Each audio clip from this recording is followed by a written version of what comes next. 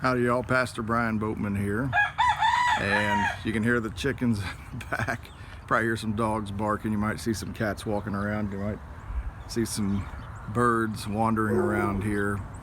But Psalm 23, it's going to do a full 40-minute, normal sermon on Psalm 23, but the more I've looked into it and going over it, in Psalm 23, if you're not familiar with it, which you probably are though, it says, "The Lord is my shepherd, I shall not want," and that's that psalm. And there's 12 benefits in that psalm from the Lord being someone's shepherd. And I thought it was very appropriate. Come out here among all the animals and the grass and everything that's going on out here, in contrast to the chaos and the panic in the world. I'm looking around, I'm seeing cats lounging around. You hear the rooster in the background. You probably see some guineas running behind me. These creatures, they're not thinking about what's gonna happen, or they just living their lives, and God takes care of them. And in fact, we'll get to that, but I thought it was very appropriate.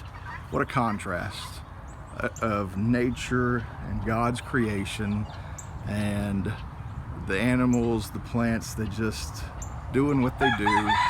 And while people are in a frenzy and worried and panicked and all of that, let me give you a little something from Psalm 23. I'm gonna, like I said, break it down into 12 parts and give you the 12 benefits of the Lord being your shepherd. If he's not your shepherd, these benefits don't apply.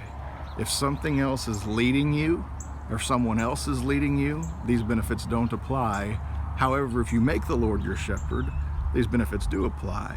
So David broke it down. He said in Psalm chapter 23, verse 1, he said, "The Lord is my shepherd, I shall not want."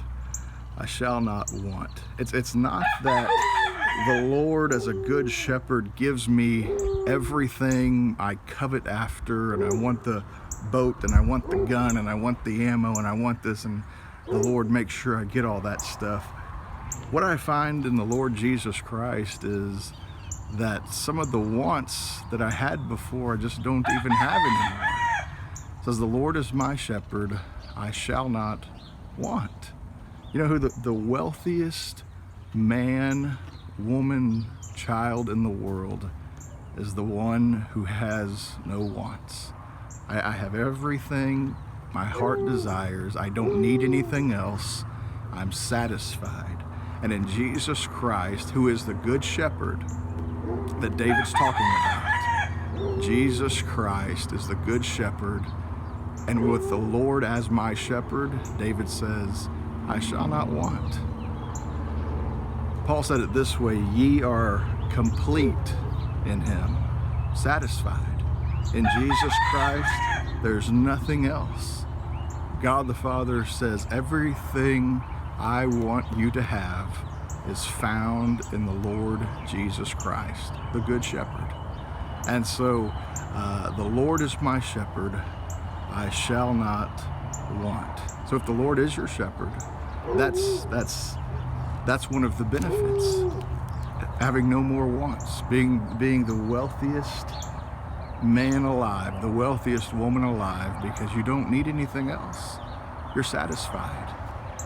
And the Lord Jesus Christ said it this way, Luke chapter 12, to go along with this whole atmosphere and scenery here.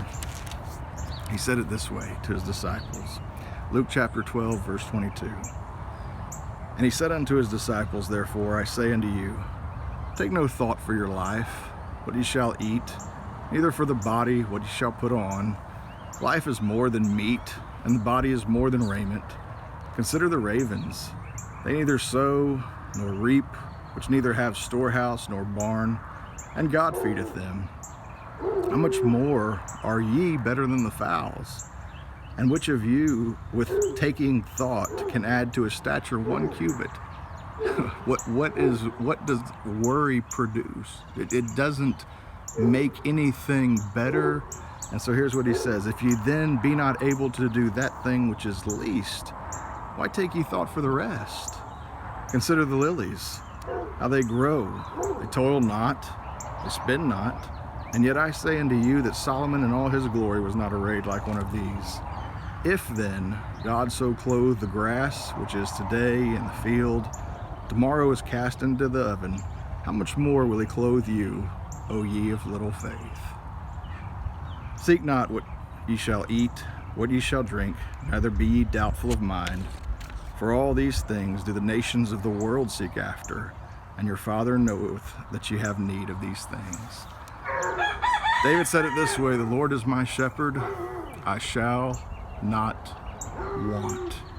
If the Lord is your shepherd, that's one of the benefits of having the Lord as your shepherd. But like I said, if anything else is your shepherd, if there's another person, another thing that guides your decisions and guides your steps and guides your movements, you'll probably have plenty of wants. And those wants will turn to frustrations. Those unsatisfied wants will turn to anger. And so the Lord being your shepherd, if he is, and I hope he is, and if he's not, make him your shepherd. Make him your shepherd. He's the good shepherd. He cares for your soul. And so we'll continue on this. I gave you the 12 benefits of the Lord as my shepherd. Have a good day.